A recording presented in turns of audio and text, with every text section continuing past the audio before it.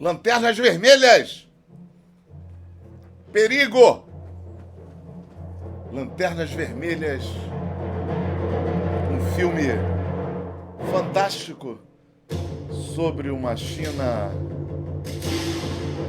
e seus hábitos matrimoniais. 1991, 92,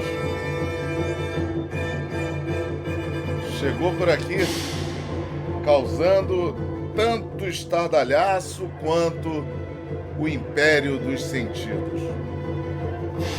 Ano passado, tive o privilégio de revisitar essa cena graças à vinda ao Rio de Janeiro do Balé Nacional da China.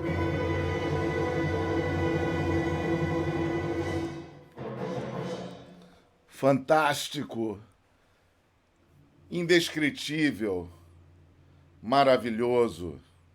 O espetáculo tocou fundo no meu coração, em todas as minhas memórias afetivas daquele momento, e encontrei, portanto, o lastro afetivo para conversar com vocês hoje sobre assuntos de maior peso na balança comercial do mundo. Porque poucos aí estão trabalhando com unidades de medida comuns no mundo científico para aferir o que de fato interessa. O programa de hoje, o programa do Louco 22, é em homenagem aos loucos da ciência. Esses que estão aí, largados na história do mundo. Eu sou Vlad Cavalcante, o louco mor de plantão.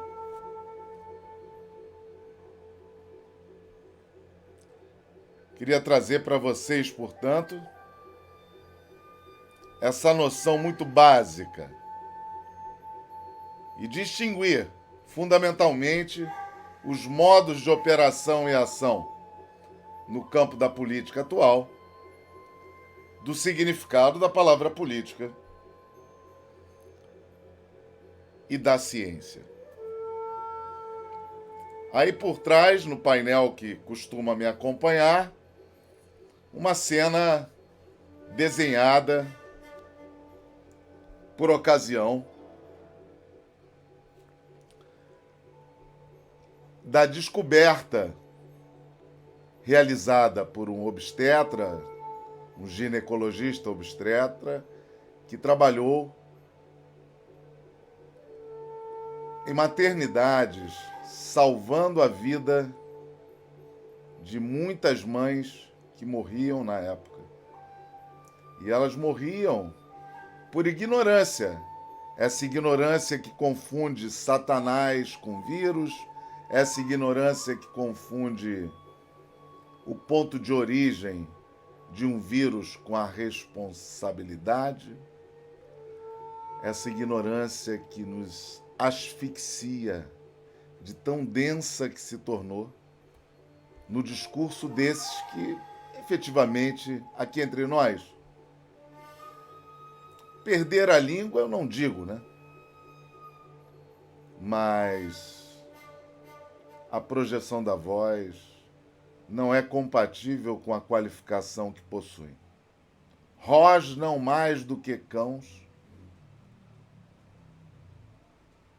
caninos afiados, mas conhecimento zero. Então, meus amigos, vamos a quem nos interessa. A homenagem fica, portanto, aos cientistas. Quero primeiramente citar o nome de Ignaz Semmelweis. Se é assim que se pronuncia, é até difícil. Ignaz Samuel Semmelweis, Ignaz. Um homem que teve a vida dificultada porque descobriu que lavar as mãos numa porção de hipoclorito de cálcio poderia perfeitamente diminuir a probabilidade de morte nos partos. Foi defenestrado pelos pares quando levou essa notícia aos médicos da época, foi afastado do hospital, da maternidade onde trabalhava e terminou a vida no asilo, já depois de sofrer tanto bullying da sociedade, né? Essas genialidades que passam pela face da terra, os loucos do bem costumam ser perseguidos por aqui, hein? Tá aí o Giordano Bruno, né, que trouxe para nós o conceito de infinito, brigando com os donos da igreja, que queriam um mundo centrado na terra e centrado no homem. Então, tô aqui assumindo meu lado vírus, hein? Já desenhei na camisa a palavra invertida, meio assim, no espelho. Escrever invertido no espelho, com a esquerda, com a direita. Fica uma coisa meio louca. Mas como o programa do louco, então, eu estou liberado. Hoje eu tô meio punk, na verdade, né? Tô meio punk até em homenagem, já que nós estamos homenageando cientistas. Eu quero passar, depois de ter comentado sobre a vida trágica de Ignaz, falar de um outro cientista que nos salva a pele em pleno século XXI. Lá pelas bandas da Inglaterra existiram pessoas que sabiam fazer conta. E uma delas talvez tenha sido a maior entre nós. Chama-se Isaac Newton. Esse retratinho aí atrás de vocês, atrás de mim, na verdade, é do Isaac Newton.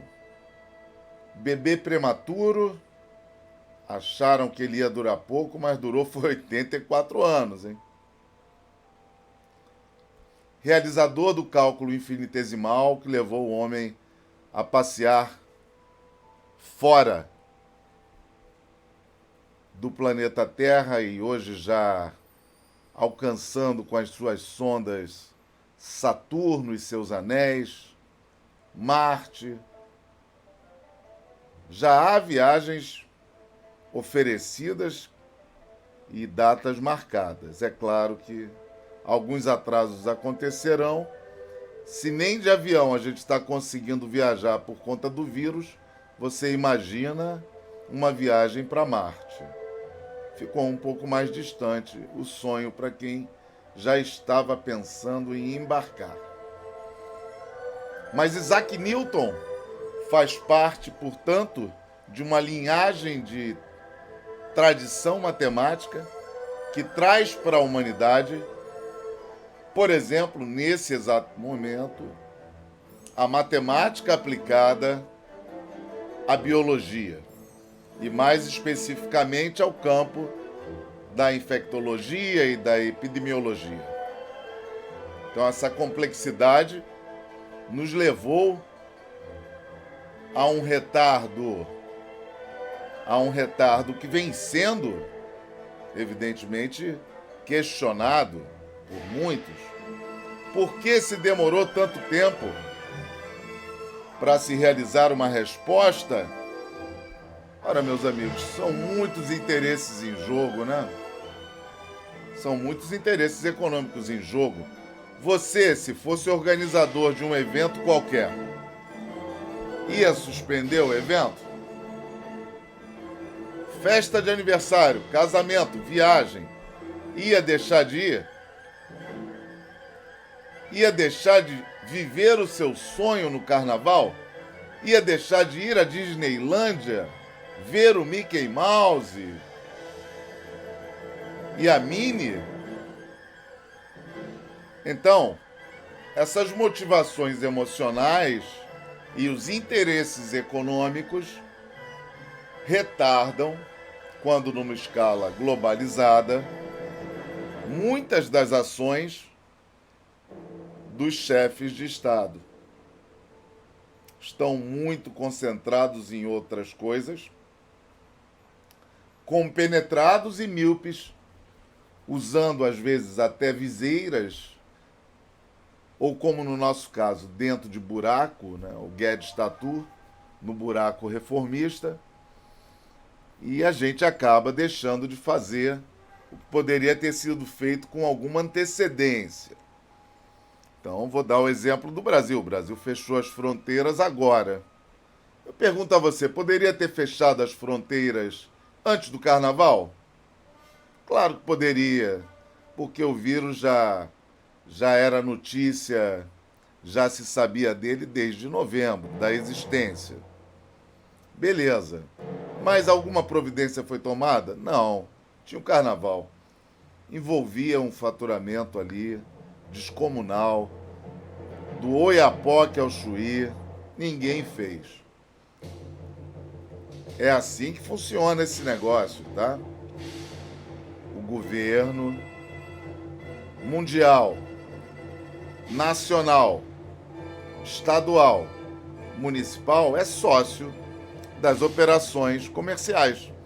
Então é claro que a interrupção das operações comerciais vai ser retardada.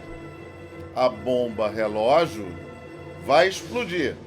Mas espera um pouquinho que eu ainda vou tirar um pedaço. Deixa eu tirar um pedacinho.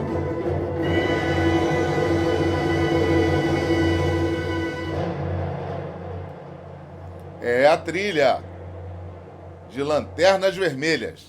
Hoje o programa segue completamente pela linha do punk inglês Isaac Newton e das suas tremendas realizações aplicadas no mundo da matemática epidemiológica. Aí atrás de você está o estudo publicado, um dos estudos publicados de simulação feitos com base nos dados da China. Então a China foi como se tivesse sido a cobaia de um experimento do qual o planeta não participou, né? Os chineses foram, digamos assim, pioneiros na convivência com o Covid-19. Já haviam sido lá atrás. É que a galera tem memória curta ou memória de conveniência, ou fazem parte daquele grupo que não sabe nada e fala o que bem entender. Esses a gente não pode nem citar o nome, porque faz mal, é contagioso. É contagioso. Então, diante desse fato, eu trago aí para vocês uma tabelinha exemplificando uma parte do documento, que é um documento público da Imperial College. Está lá, os ingleses fizeram. E foi graças a esse documento que os Estados Unidos e a Inglaterra mudaram completamente a decisão de Estado sobre o que fazer nesse exato momento. Existiam 3 cenários. Não vamos fazer nada. A simulação apontou aí para uma baixa nos Estados Unidos de aproximadamente 2,5 milhões de pessoas e na Inglaterra algo em torno de 250 mil, se não me falha a memória. É só olhar no documento, tá? Então, lá estavam eles com a ideia de não fazer nada. Opa, não fazer nada vai dar ruim. Vamos então fazer alguma coisa. A mitigação também não produziria bons resultados. Sobrou a opção da supressão, que foi a atitude tomada pelo governo chinês e que parece que vem apresentando bons resultados. Não para a economia. Né? A economia perdeu nessa brincadeira. A economia perdeu. Mas, digamos que a biologia ganhou. E a ciência ganhou protagonismo frente ao discurso político-econômico. Cabe aí uma reflexão sobre o significado da palavra política. Política não é o político profissional, tá bom? Assim como futebol não é o jogador profissional. Futebol é futebol. E a política é a política. Agora, tem um grupo ali, uma minoria, aliás, uma minoria que é muito minoria, que se profissionaliza e tem algumas vantagens nessa sua dedicação integral, que não é obrigatória na história da humanidade, nem presente em todos os lugares do mundo. Mas política vem de polis. Né? Um vírus como esse e uma pandemia só são possíveis porque existem as polis, existem as cidades. Né? Conceito de cidade, conceito lá da Grécia, então polis, cidade, o ambiente urbano, e daí nasce a palavra política. Ou seja, não há política sem cidade. Não há política sem cidadão. Quem é o cidadão somos nós, moradores da cidade. Se eu ou você morássemos numa caverna, eu diria que nós não estaríamos diante de uma cena com a presença do conceito de política, porque não haveriam vários seres humanos conversando sobre interesses a serem debatidos e discutidos pela sociedade composta de seus cidadãos. Então, o planeta, nesse momento, vive essa circunstância inédita de uma reflexão coletiva total, envolvendo todo o planeta. Essa é apenas a segunda pandemia que nós vivemos depois da virada do século.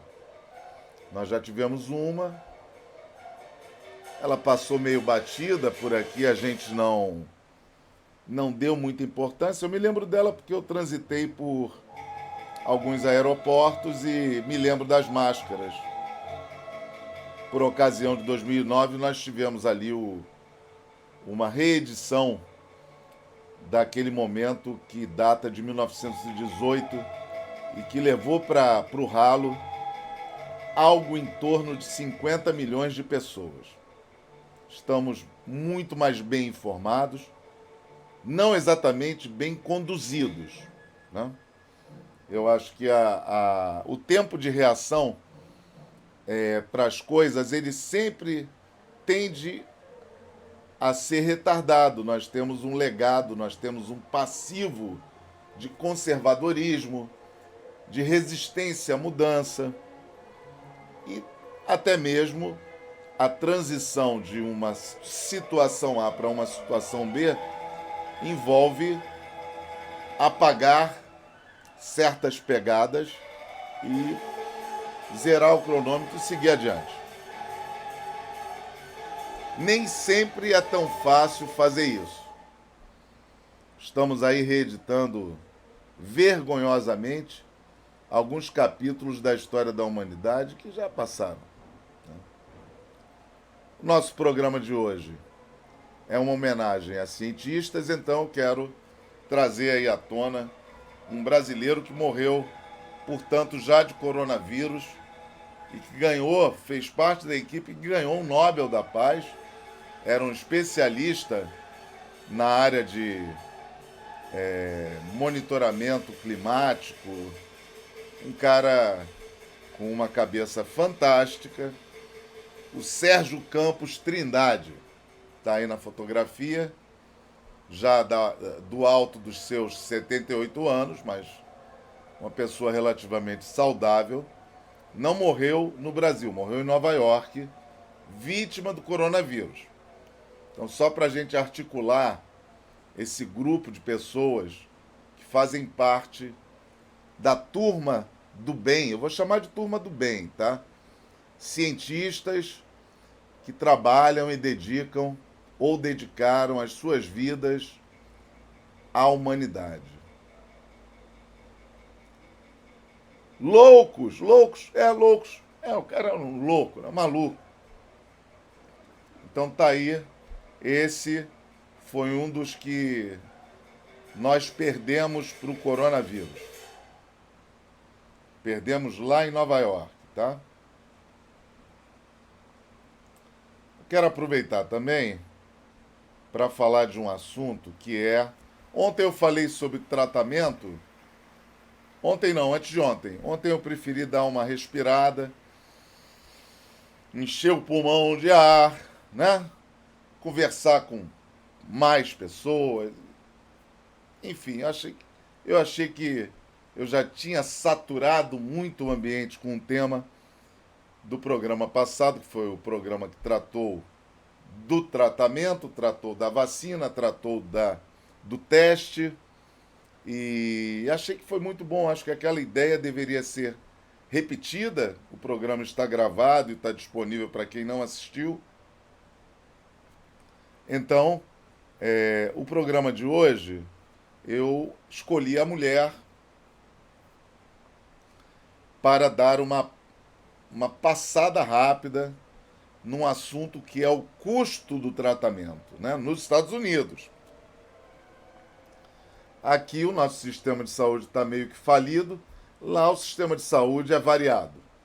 Mas, de um modo geral, o que se sabe e os estudos, esse levantamento de custo foi feito utilizando basicamente os dados existentes do tratamento de pneumonia. Então, um paciente de Covid-19, alguém que precise ser internado, vai custar, em média, e foi nesse sentido que o trabalho foi feito, o que custa um paciente de pneumonia. Ora, então, esse valor aí vai ficar em torno de 10 mil a 20 mil, 23 mil dólares. Esse é o preço de um paciente de Covid. Então, prevenir é melhor do que remediar e, principalmente, para o poder público, gastos com saúde. Ficar em casa é da conveniência. Não ter máscaras para distribuir para a população é da conveniência. Não ter uma série de outros recursos para rapidamente atuar naqueles que estão aí morrendo sem sequer estar dentro do grupo da estatística, né? Isso é um absurdo. O país está passando vergonha. É só vocês pararem para pensar um pouquinho, né? Se a gente for olhar direitinho, eu vou me envergonhar de ser brasileiro com as estatísticas que estamos apresentando, né? Então, olhe para o seu rabinho e procure entender o que é o Brasil hoje, tá? O Brasil hoje é um lugar hostil à saúde. A saúde está morta no Brasil, né? Quem vier visitar uma UPA no Rio de Janeiro, uma clínica da família, tenho vários exemplos aqui. Estou aqui, ó, com um dente que extraí esse ano. Aqui estão só as raízes, tá? de um dente ciso. Um dente ciso meu. Eu fiz um trabalho de pesquisa dentro de uma UPA, me inscrevi para ser atendido numa UPA e ter os meus dentes cisos extraídos. Foram 9 meses para aprender a escovar os dentes. Uma vez aprendido a escovar os dentes, aí foram mais 2 meses para fazer uma limpeza. Depois de 2 meses fazendo a limpeza, aí eu fui parar num lugar em que a informação foi que a pessoa que extraiu o dente saiu de férias. E depois das férias vieram notícias não muito favoráveis, dizendo que ela não teria mais salário. Eu não achei justo que ela trabalhasse sem salário e fiquei, obviamente, até receoso de ser atendido por uma pessoa que trabalha sem salário. Ela poderia desmaiar de fome na minha frente. Como é que a pessoa vai trabalhar sem salário, rapaz? Tomem vergonha! Olhem para o rabo! O porco sou eu, mas eu sou um porco limpo. Meu rabo é curto e grosso. Então, por favor, cuidem do Brasil. Vamos sair desse discurso, né, que é altamente prejudicial à nossa saúde, tá? Aqueles que estiverem aí assistindo o programa, né, cuidem das suas saúdes mentais, porque o envenenamento que circula no planeta é de um nível baixíssimo. Nós precisamos elevar o nível educacional e principalmente exigir dos governos um pouco mais de respeito. Um pouco mais de respeito. A ciência pode ajudar muito a sociedade nesse sentido. O discurso político vem deixando a desejar, né? O tempo de retardo, a demora para que certas coisas sejam resolvidas. Estão aí os dados, ó, US$ 10.000 por cada mulher internada, no mínimo, 24 mil no teto, tá bom? Fiquem ligados nessa situação, porque ela é necessária de ser esclarecida. Eu gostaria que vocês também tivessem em mente a figura desse homem que está aí, desse herói nacional chinês, o Dr. Li Wenliang. Então, o Dr. Li Wenliang é um daqueles casos que a gente assiste por aqui também. É o caso do abafa, né? Aliás, é o caso do Ignas, que eu falei lá atrás, que sugeriu aos médicos amigos que lavassem as mãos com cloridato de cálcio e hipoclorito de cálcio, desculpe. Cloridato é uma outra fórmula. Mas esse médico que identificou a doença logo nos seus primórdios tentou avisar as autoridades. E é sempre a mesma coisa, né? O cara é louco. O nosso presidente da Vale, e tem os e-mails aí circulando, mostrando o que ele andou dizendo do grupo de funcionários, que foi um ou outro gato pingado, né? Que resolveu levar até a presidência da empresa algumas preocupações em relação a Brumadinho. Não, manda eliminar esse cara, que ele não joga no nosso time. Quer dizer, a ideia é que ou você realiza um alinhamento sumário com um comando centralizado, ou então você é inimigo da nação, você é inimigo das pessoas, você é inimigo da empresa. Gente, acabou isso. Não é mais assim a história. Não é mais assim, tá? Eu acabo de assistir o ministro da Saúde dando uma ideia completamente disparatada sobre o que é uma união de repúblicas federativas. Os estados têm autonomia. É assim que funciona nos Estados Unidos. Então, lá na Flórida, tem um governador lá que liberou a praia. Nova York, quarentena. Cada um no seu tempo.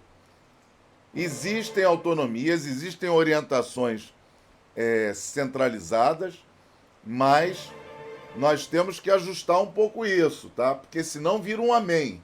E daqui a pouco a gente está dizendo amém para o camarada que diz que vírus é Satanás. Eu não vou, infelizmente, dada a minha formação, não vou poder dizer amém para uma figura dessas, né? Então me desculpem, mas essa figura que aparece aqui ao meu lado, um doutor que morreu lutando por essa causa, infelizmente foi vítima do sistema autoritário, totalitarista chinês, está dentro da forma como a China funciona, né? É muito mais fácil você, dentro de um regime escravocrata, manter todos alinhados e tolerância zero. Quem sair da linha, a gente faz alguma coisa. Tá? Esse aí morreu e ele, para mim, é o herói nacional da China. Tá? A família recebeu um pedido de desculpas. Foi isso que deram a ele. Não deram indenização, não deram não fizeram um memorial com as vítimas, nem com o doutor, né? Que é um representante direto da ciência aplicada à medicina. Lanternas vermelhas.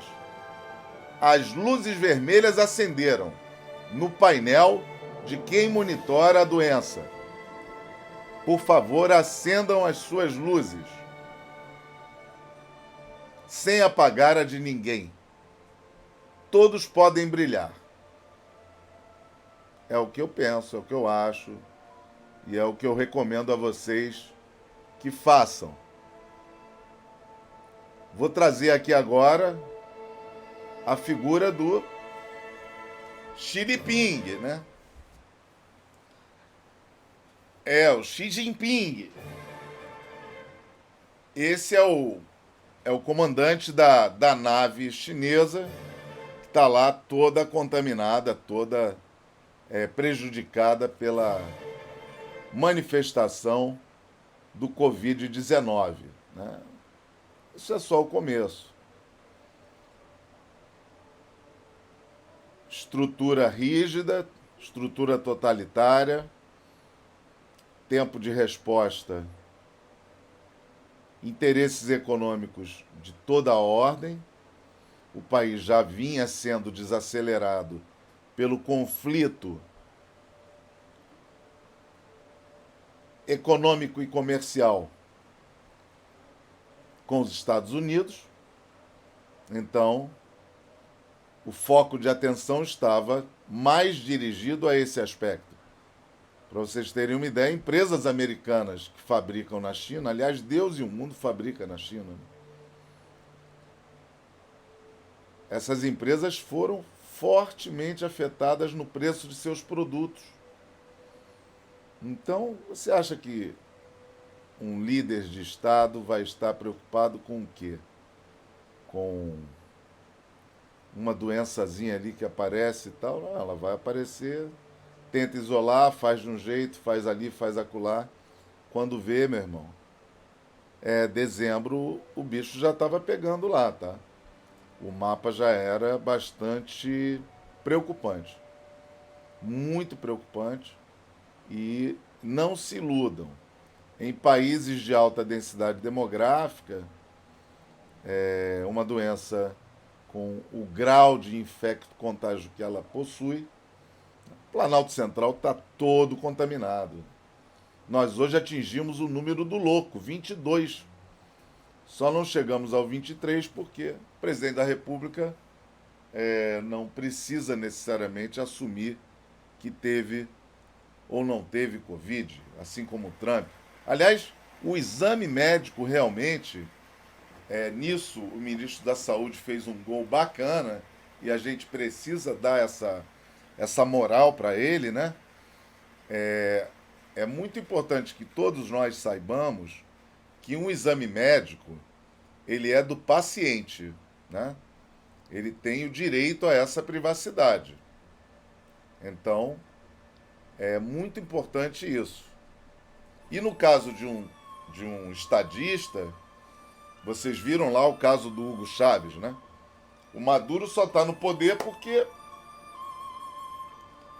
a morte ou a não morte do Chávez foi conduzida até o momento em que o Maduro tomou posse. Tenho minhas dúvidas se o Maduro teria tomado posse se o Chávez tivesse a sua morte decretada antes. Estou comentando isso só para citar um exemplo de como é que as coisas funcionam no mundo da política, né? Em que dia você morreu, meu filho? Ah, depende, né? Depende porque aí entram os interesses da conveniência, quem vai enterrar, quem não vai enterrar, quem vai vir para o enterro, chorar, né? Quando Mandela faleceu, um estádio inteiro foi ocupado por estadistas do mundo todo. Existe um capital político por trás dessa coisa que é a morte e a tragédia. E não é só o capital político, porque ele está articulado ao capital econômico. Os interesses em torno de vacinas, de tratamento. Você, aqui entre nós, o que você acha? Vou tirar o óculos agora, tá? O que você acha, afinal de contas, que acontece na cabeça de um dono de uma indústria farmacêutica? Você acha que ele quer ganhar mais ou quer ganhar menos? Quer ganhar mais. Como é que ele ganha mais? Prevenindo ou vendendo o remédio? Vendendo o remédio. A prevenção não é um bom recurso estratégico para uma empresa da indústria farmacêutica, porque ela quer vender os fármacos. Então, é assim. O mundo está rodando dessa forma. Nós sabemos que quem está no poder tem que lidar com toda essa gama de interesses que orbitam em torno de quem está no poder, né? Porque esse poder ele se articula com as cadeias de produção, ele organiza, ele coordena, ele ajuda, ele facilita, ele injeta dinheiro para lá, para cá. Então ele vai por aí. Ah, beleza, e nós? Nós somos o vírus a ser eliminado. Não quero me estender mais nesse campo, mas não sejam ingênuos. Viralizar o vírus, canibalizar o canibal.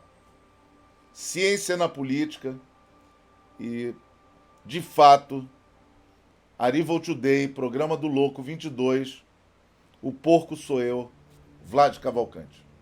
Uma boa noite a vocês e fiquem com Deus. Saúde!